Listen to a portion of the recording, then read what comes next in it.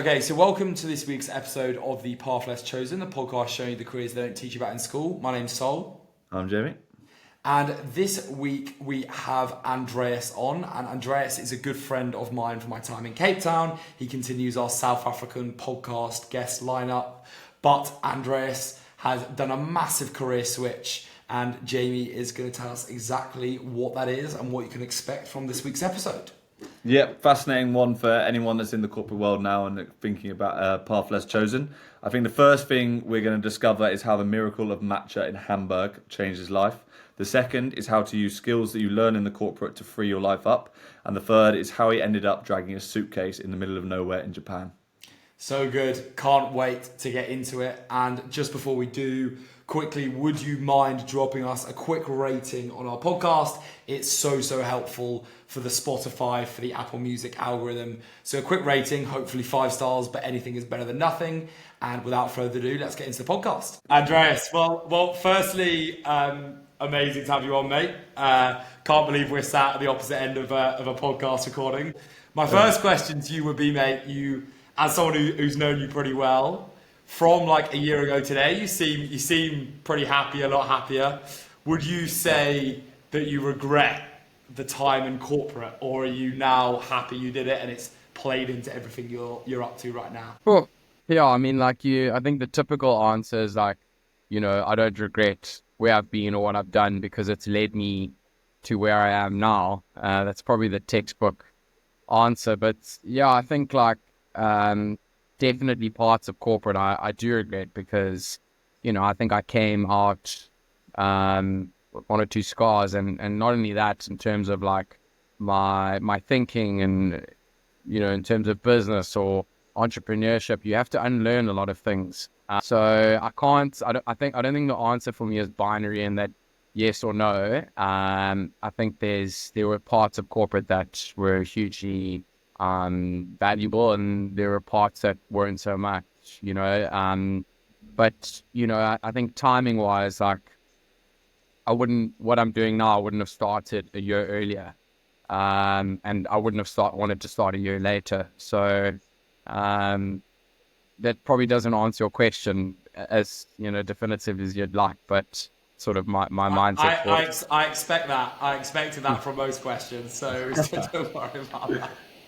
It's fascinating though. I think we're obviously on here. We like to see like what people are doing now because that's the kind of unusual bit. That's the path that's chosen. But we are all about the path there. And I think just from 5 minutes of us having a conversation plus a voice note, I've worked out that your personality probably doesn't belong behind a desk in a finance job at all. So talk to us. Why did you ever go into that? Why was it a decision to go down the finance route first? Why didn't you go straight into something unusual right at the start? Yeah, I suppose it was probably just the way the education structure set up in South Africa. A lot of people if you don't know what you want to do, and you like relatively good at numbers. So let's say you're getting a B and upwards, you do something called the Bachelor of Commerce here. So a lot of my mates who knew what they wanted to do, they became lawyers or, doctors or accountants. But I didn't really want to know, as an 18-year-old, you're quite naive. You're like, oh, I want to go into business. You don't really know what that means. So well, let me be as broad as possible. And a BCom offers that. Just the natural corollary for me was just to instead of doing a BCom marketing or, BCom logistics or something like this, it was just a BCom finance. So I don't think it was something where I thought, oh, I want to end up in investment banking at all. I kind of started with a BCom and then I came out and I was just like, well, I don't actually know what else I'm going to do now, So, I then did my honors in financial analysis, and I started something called the CFA. And at that time, I think I had my level 1 or level 2, and I started sending my CV out to many different places, and the only people who would talk to me were investment banks. It wasn't something, where I was really targeting it. It kind of I ended up just doing a BCom. I didn't know what I wanted to do. I wanted to keep it broad, and then at the end, 4 or 5 years later, I was like, well, the only thing I can really get into now is investment banking. So that's kind of how it led me there. It's funny how you make a decision at 18 and then it dictates where you're sat at like 25, 26, and you've just made one split decision, right? But is there any time, like, obviously, I've heard a few stories, and not to push any of the stories out there, but were there any stories that you can share, or any times when you were like, I've just made the wrong decision? Yeah, I was relatively early. I'd probably say my second day. I knew I think I phoned my mom on the first day. Investment, and I was at, I don't know if I can say the company's name, a global investment bank. And I just walked on the aisle, saw these people in the cubicles looking at Excel spreadsheets, and I was just like, no ways. And I waited to meet her in front of my mom. I was like, look, it's for some people, it's just not for me. I was dubbed the golden retriever of the office. And I just, for me, not to say that it's, like sort of interacting with people in investment banking are mutually exclusive. I'm sure there's some gigs where you do get that, but it just didn't really fall within my skill set. I could do it, but I wanted to play to my strengths. And I realized very early on that, that was just not, being in investment banking wasn't the place for me. And there were much people that were better than me at dancing on that dance floor. So, I suppose then the question is, why did I stay a few years? And the reason is, I think same as most people, it's difficult to get out. You're typically in these big corporates, you are paid relatively well, and you've got rent and you've got these sorts of things. It's difficult to leave. We dub them the golden handcuffs. And, people will go, and you're like, well, to do what? So, it was a tough one, but to answer your question, yeah, it was quite soon. But I think, to give you credit, Andreas, I coined that term and brought that over to the UK, and have been claiming it as my own ever since. But it's true, right? The golden handcuffs are one of the most dangerous parts about sitting in your mid to late 20s in one of these ridiculously paid companies. And did you have any idea that there was something else, or was it the case that you were like, I'm not really enjoying this, I'm getting paid really well for it, so where else do I go? What else do I do? Yeah, look, I think for me, it's, I had one or two tough bosses. I think so. We've known each other a while now. One or two of the stories. And I think a lot of people realize it late, but I was paid relatively well as a youngster, and I would have forfeited 70% of my paycheck to just actually be happy and not drive to work with a knot in my stomach. I'm not naturally an anxious person at all.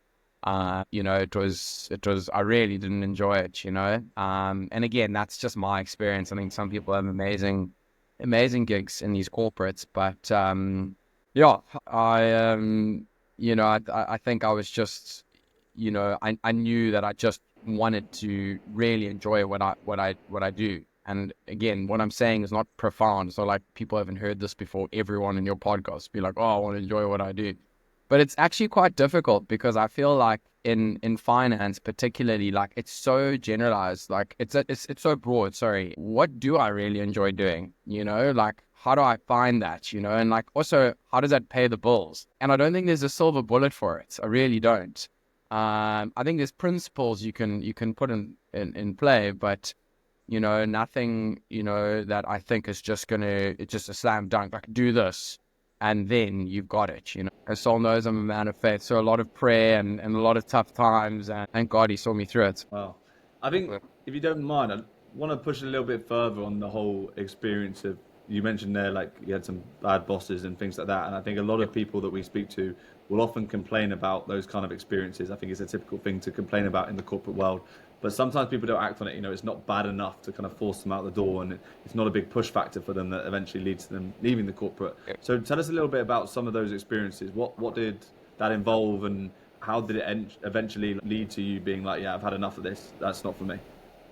Yeah. So look, you do get bad bosses, but I think you can draw a clear distinction between bad bosses and problematic people. So I think for me, the clear distinction is some people just aren't leaders.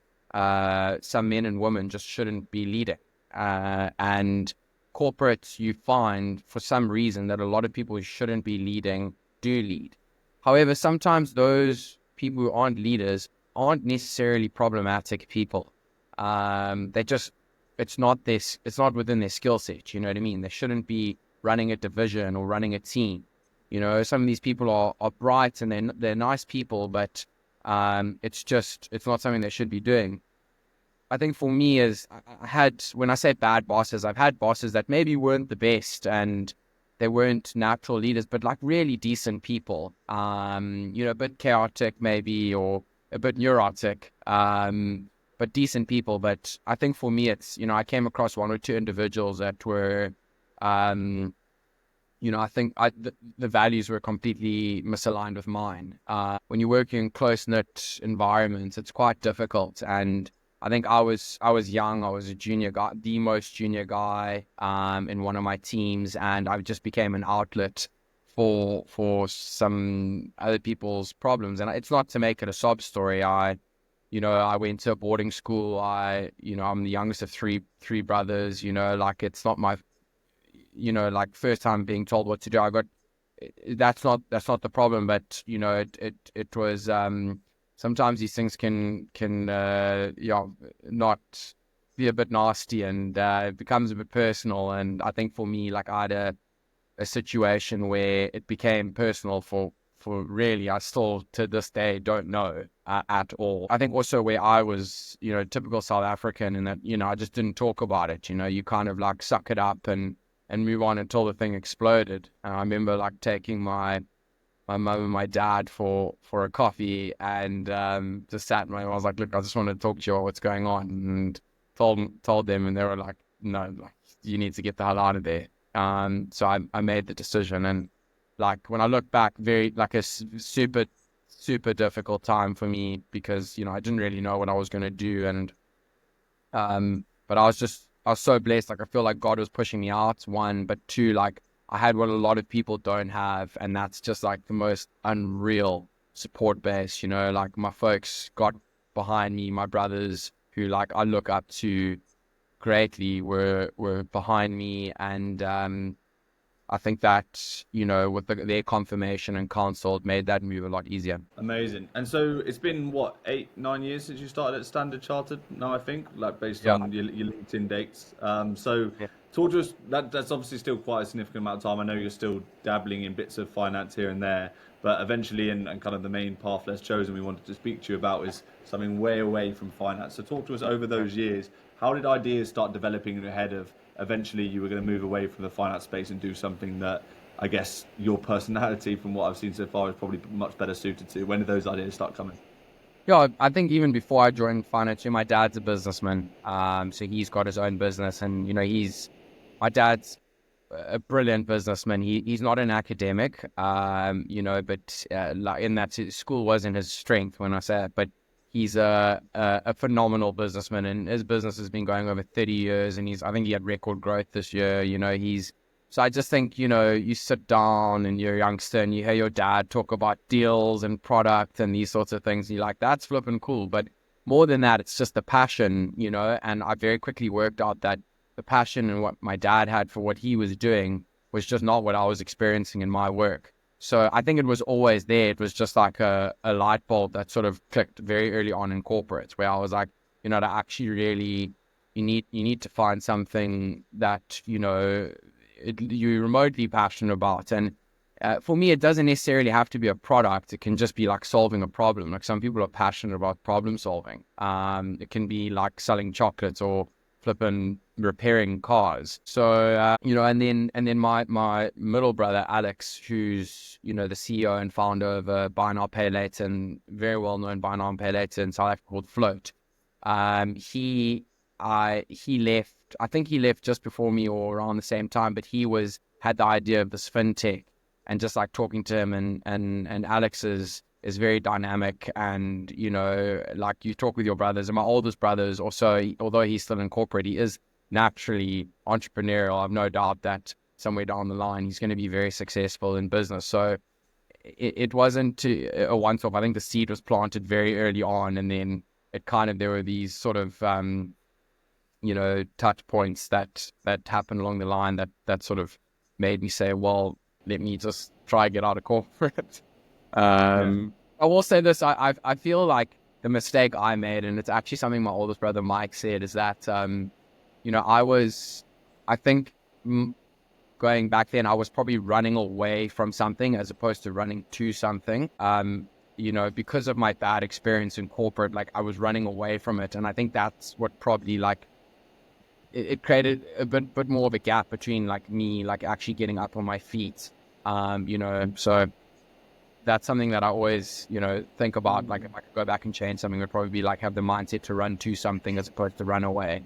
If that makes any sense. It's super interesting, and obviously, like we're not trying to just get into just trying to get you to regret the last 10 years of your life, because I'm sure you will actually say like. Dorian, like, supporting Newcastle pre-takeover did that for me. So. I think there is a case where a lot of people in this world can bash the corporate and bash that lifestyle, but I'm sure you would say that there was things that you learned which have like helped you progress to where you are now. And obviously be keen, people listening are probably wondering, we're going to get onto all the Matcha stuff, but we're keen to like, how did that help this kind of transition period that you had where you did the freelance work? Yeah, so I think, look, corporate for me, like it's something not only corporate, but I learned at boarding school. It's discipline and a bit of resilience. Like you develop a thick skin, and I think anyone who's tried to do something, whether it worked or not, like I feel like it's taking that leap of faith. Like it's tough, eh? Like it's really and corporates, it teaches you that. Like it's not, you get told no, you get told to do things you don't want to do. Obviously there's particular skills, like I was financially building financial models and learned about valuations, and I worked on deals where, we would look at certain clauses and structures, et cetera, which all came in hand. But I think it was just the resilience of just pushing through something you don't want to do. And this, even with what I'm doing now, there's some days where I don't feel like it at all. But I think I had many years when I did what I didn't want to do. I think life is a lot about that, to be honest. And that's where discipline kicks in. And you have to go to that school in one way or another. I think a lot of people have this mindset that like, oh, it's just, I'm always going to love what I do and no one's even going to tell me nothing. But like, I think that's so far removed from reality, and particularly amongst our younger generations, where it's almost like borderline a sense of entitlement, right? And I think corporate is, and again, this is one story. I mean, I know some of my friends have had unreal stories in corporate where they love it and they flourish and it's well within their skill sets and it's amazing. It doesn't feel like a hack.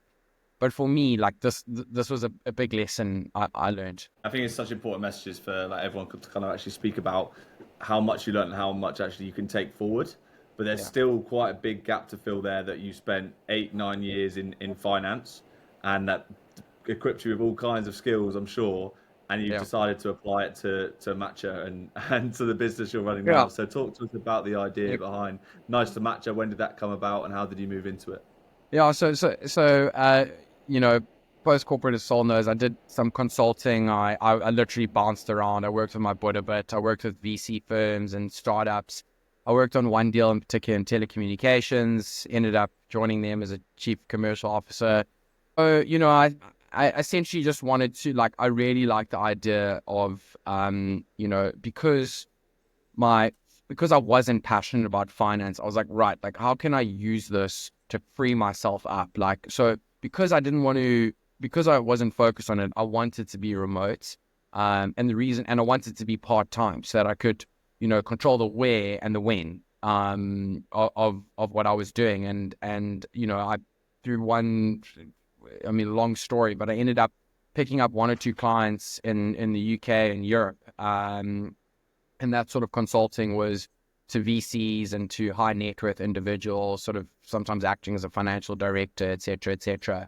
But again, like nothing that was really pushing the buttons. But what it was doing, which was critical for me, is that it was, freeing me up and paying the bills.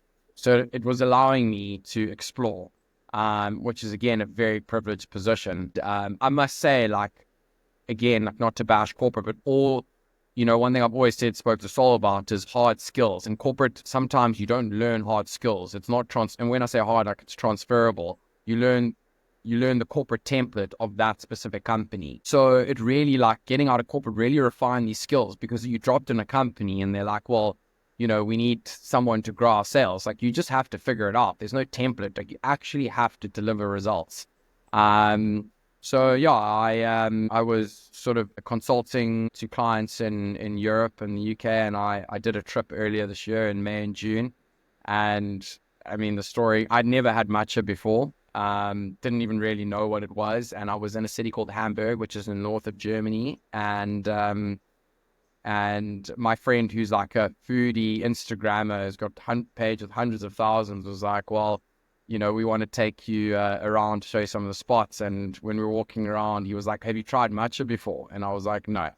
And he was like, try it, man. It's, it's a really like pretty drink. And like every South African man, I said, well, hell no. And he was like, no, mate, it's like, we're going to take you there. So we walk in this area called Eppendorf, and, we walk to this matcha bar, and I just see like stacks of people lined up outside. And I'm kind of thinking like, what is this, And I walk in, and the manager comes, he knows my friend, so he greets my friend, and then he comes and greets me, and he's like, hey, have you had matcha before? And I'm like, no, I haven't. He's like, well, let me make you one. And I was like, no, man, don't waste your ingredients on me. Like, I'll get a coffee next door.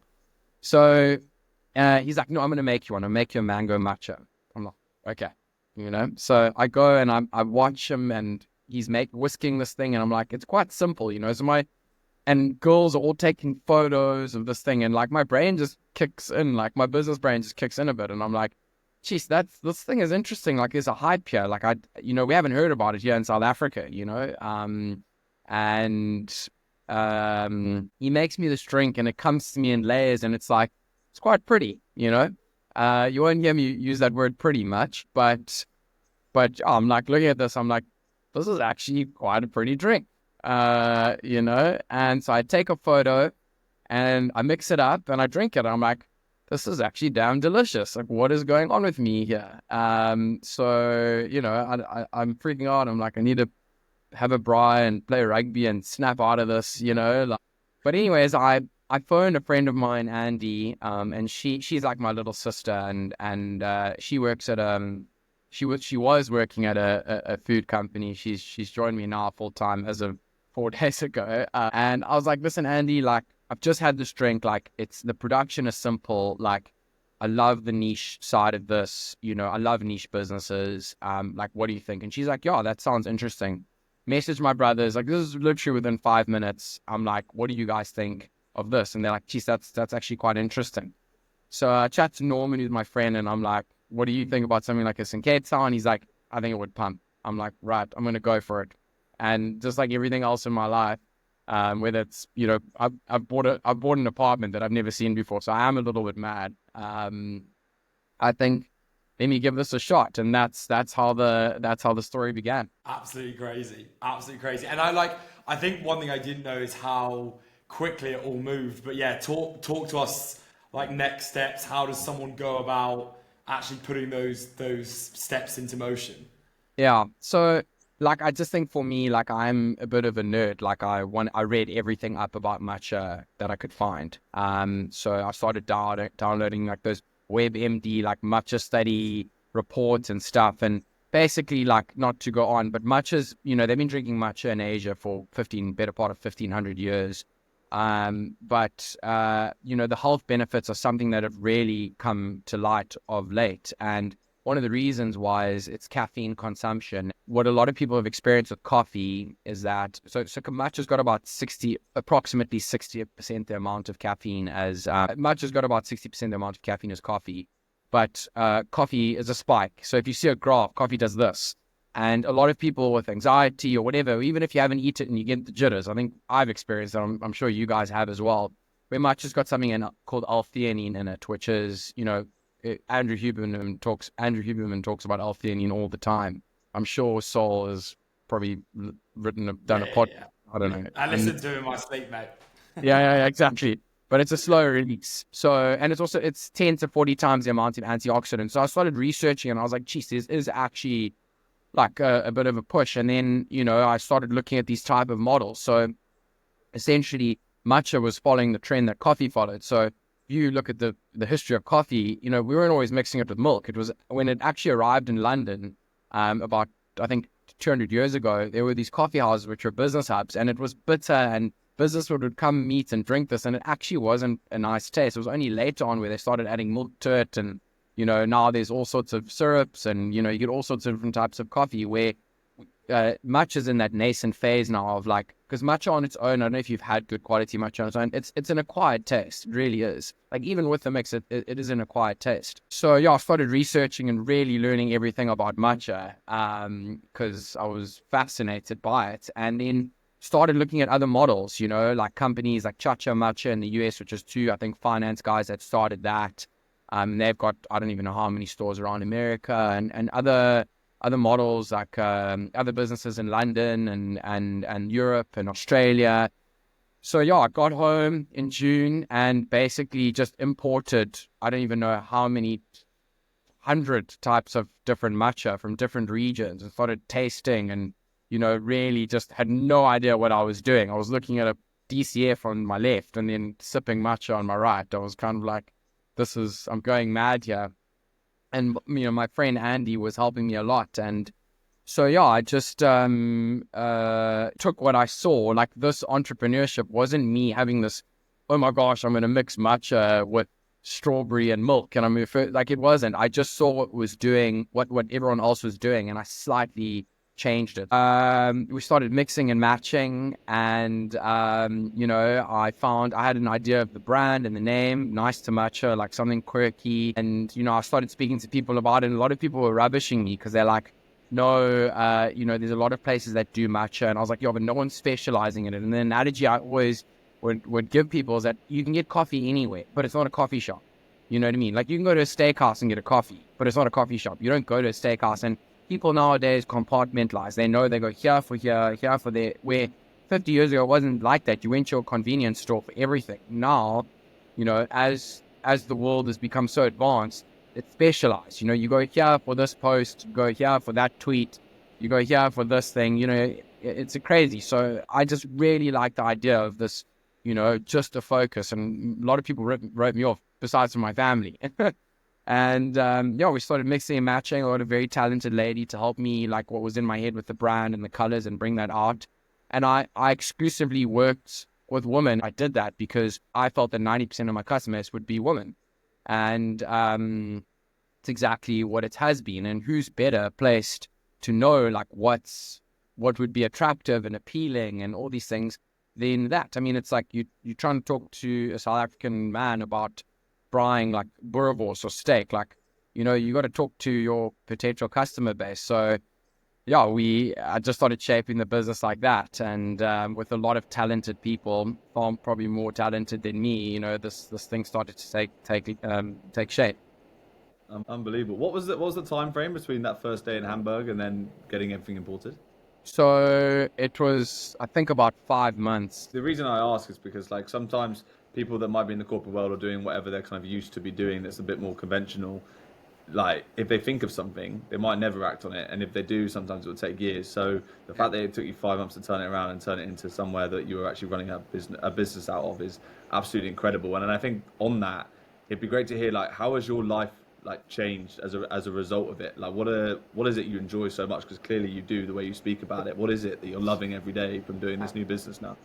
Yeah, I think there's a few things. It's just just look, there was a lot of work, hard work and effort that went into this. But like, to be honest, there's a book that my brother recommended to me. A lot of people read, called The Lean Startup. And I'm sure you guys have heard of it, and probably people listening to your podcast know it. But, it's the whole idea of putting something in place and then, actually executing and seeing what people think. And then you have this feedback loop where you iterate.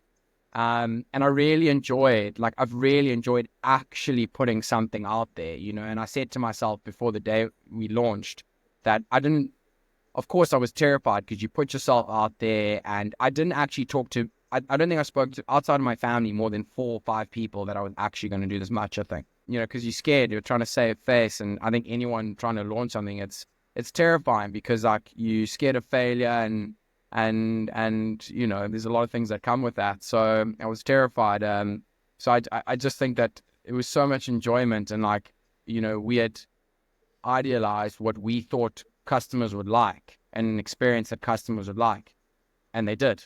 They loved it. And that was a huge blessing. You know, other than that, I think it's, for me, like, I love people, you know, and people fascinate me, and it doesn't matter to me. I know this sounds cliched, but anyone who knows me, like, I don't care if you're a cleaner or whatever, like, I just love people, like, you know, so it's been so rewarding for me. Like, you get people that come into our store, and you're with this little, and hopefully you gents will visit soon, but it's really like an intimate space, and, you know, you get people all different walks of life, and they come and sit there, and, you know, sometimes they're flipping sad and they're lonely, and I've got the most epic team, and we engage and we chat, and we've developed these amazing personal relationships where we know about their families and their struggles and stuff, and it's a huge privilege. You know, you feel like it's not some noble cause here. I'm a capitalist. Like, we're making this business, we're trying to make profit here. But these things are just huge blessings for me, and I really enjoy that. It's, for me, the fact that something's working and I can stand outside or bless someone with a free matcha or something like that, or ask someone how they're doing, or give an old, we get a few grannies, give them a big hug. For me, that's like, I just feel like my cup is full, you know. And yeah, we've had, like, we've had a lot of celebrities and all these things, and it's amazing. And, you know, I haven't spent a cent on marketing. That's all amazing. But, like, for me, I'm not just saying this, but, like, if I didn't sell another matcha, like, just seeing the miracle that's happened and, like, what God has done, like, my cup is full. Like, I'm happy, really. Your personality would have been so wasted in investment banking. I'm so glad you're doing something like this now. Like, Yeah. Yeah. Yeah, nah, mate, that's actually unbelievable to hear, and it's so good because obviously we trade voice notes and stuff. But fuck, it's cool to hear. Cool to hear you speak so passionately about it, mate. I'm very very happy for you. But the aim is obviously to sell more matcha, right? So tell us about where Nice to Matcha is going in the future, and where your part of it is going as well. Yeah, so look, I'm just, you know, we've only actually been operating 40 days. So the story is this, you know, we opened, I was expecting to sell 30 to 40 a day. So if you look at our videos, I don't know if you guys seen our Instagram, you'll often see so my theory was that whenever I made it for people in my kitchen, I'd pour it in front of them, and people loved watching the green, like, settle into the drink. And so I made the logo, and I made the cup so that when it settles in and mixes, then the logo pops. And for me, like, I think especially young people, they don't want to just get a finished product. They like to see the journey. So, you know, we've got this thing where people can come in and actually see their matcha being made, and then the matcha works differently, and then poured in front of you. And also, I was like, well, a lot of people are going to film this, like all my friends. So that's free marketing, you know.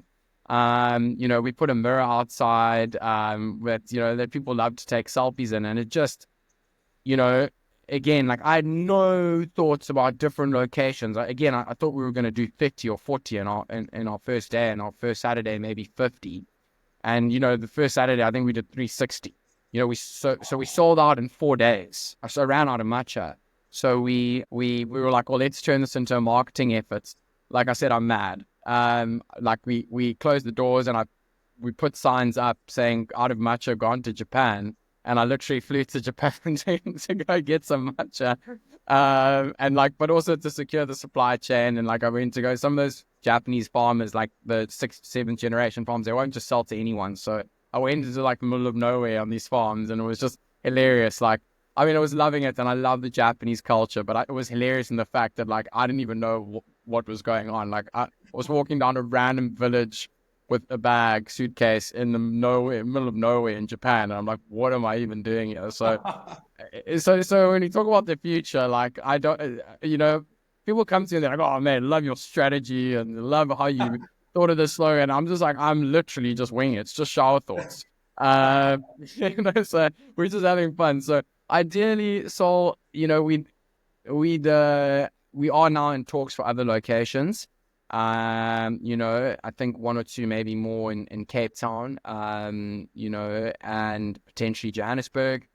I'm now we're going to be announcing, this is maybe an announcement, we're going to be launching an e-commerce store. So we're actually going to be selling the powder. And again, this was my theory. A lot of people in South Africa, not a lot, but a few companies were just selling the matcha powder, but no one had a matcha bar.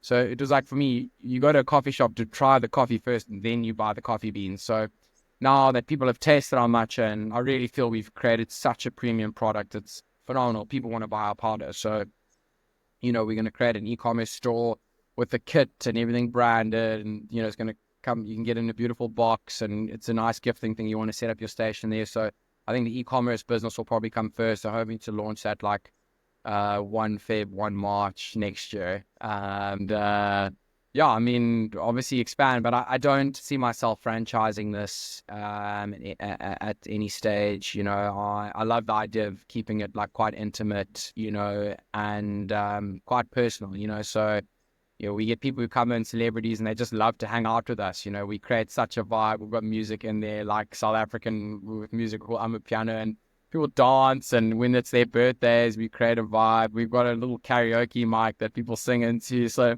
it's really I need to take myself more seriously. It's just sometimes I'm looking and I'm like, what am I even doing? But we have a lot of fun. Amazing. Everything you've described sounds incredible, but I'm actually due to be in Camps Bay in August, so I'm going to have to pop down. But to just finish off, we asked the same question to everyone. So if you were to go back, and I think for you, probably that time that maybe your second day in the corporate world where you decided, let's ring mum, this isn't for me. From that point forward, what's one thing you do the same, one thing you do differently, and one thing you would tell yourself to motivate yourself? One thing I do the same is, I know Saul sent me this question. I like most of his messages, I just don't read them. So one thing I would do the same would be to, I would say composure, because not always, I wasn't always composed, but I knew it wasn't the end of the story, and that gave me a lot of hope. And again, not to make this a faith podcast, but it is it is who I am and what I believe. So that was amazing. One thing I would do differently is I'd probably consult more with family and sort of mentors. I kind of internalized a lot.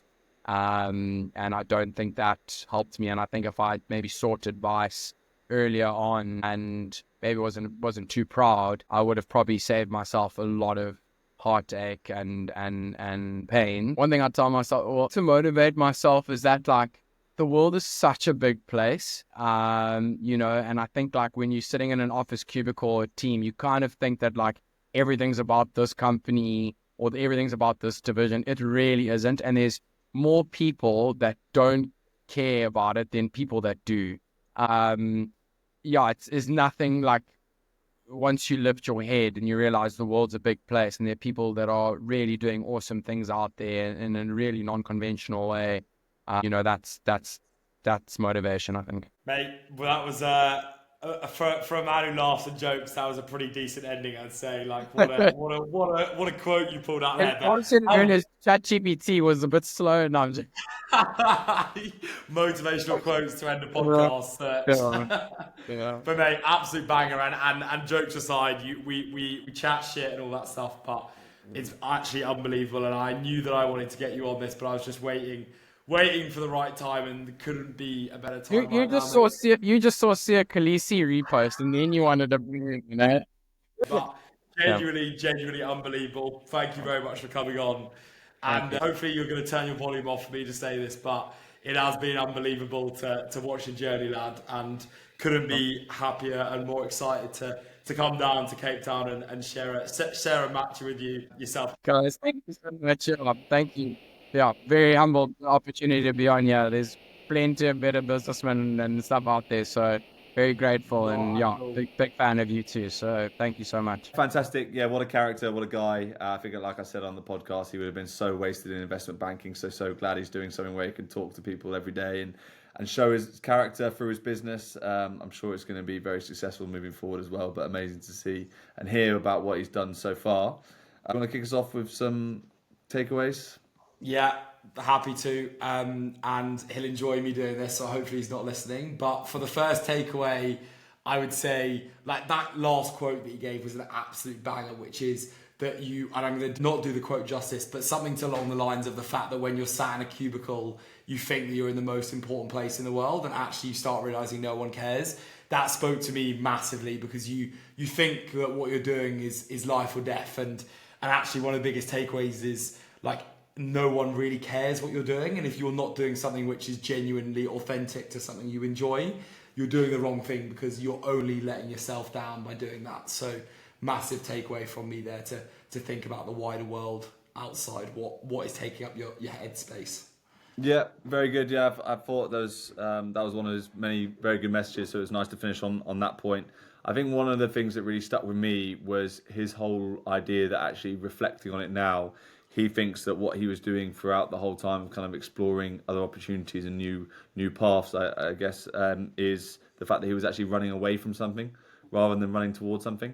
And I think that was a really useful message, because clearly he was doing that. You know, he had decided it wasn't for him and he wanted to find an alternative route. So he was running away from it. And he said that if he could go back, he would like to have something in mind about running to something. But I think the biggest takeaway is that, you know, even if you don't have something to run to directly, even if you have enough reason, like whether it's bad bosses or the other anecdotes he kind of told us, if you have enough reason to run away from something, then that's all the motivation you need, really, to then make something of it if you then eventually do leave, which he's obviously done. Yeah, 100%. Love the running away from things, and I think definitely in my journey it's been hard to work out which way it's been going for, but it's I think to almost summarize that, it's like at least you just run, at least you move in the direction, as opposed to staying stable, right? Yeah. And then coming nicely on to my third takeaway was, it's quite funny, he said, he was like, it seems like he's got this big strategy and really he's just making it up in the shower as he goes. And I think making it up as you go is one of the things people are scared about. And I see so many people that I'm coaching right now that come up with the most detailed strategy plan of all time, but they've yet to post their first video. And I think that applied to Andreas. It's like just to genuinely be like, okay, I'm gonna do it, and I'm gonna see how things go. Be lean, use the lean startup model, and just get my foot forward. To me was one of the biggest takeaways, and something that should not be underestimated when starting your own business. Yeah, no, absolutely agree. I think the way he thinks about it does seem, I guess, a bit haphazard and chaotic at any time, but he's got a lot of skills behind him. So like he's able to actually, whatever does come or whatever ideas he comes up with, he can kind of put them into practice. And exactly that, he's actually just one of those guys who's just a bit of a go-getter. So he puts it all in and sees what happens at the end of it, and it's clearly working out well. So yeah, good takeaways. Do you want to sum that up? Yeah, so first one would be, it's a big world and there's a lot more than you might think. So don't start catastrophizing on what's going on in your one.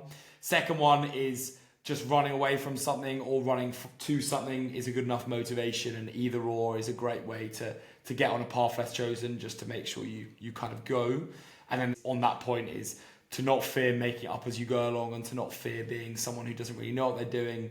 It's just about actually going forward and starting. I think there's some really cool takeaways, and yeah, unbelievable podcast. I knew it'd be good. As I said, very good guy, and exactly what we want to be promoting on the path less chosen, is going into a career like he is. So great to see him happy. And thank you very much for getting to the end of the episode, and we look forward to catching you next week.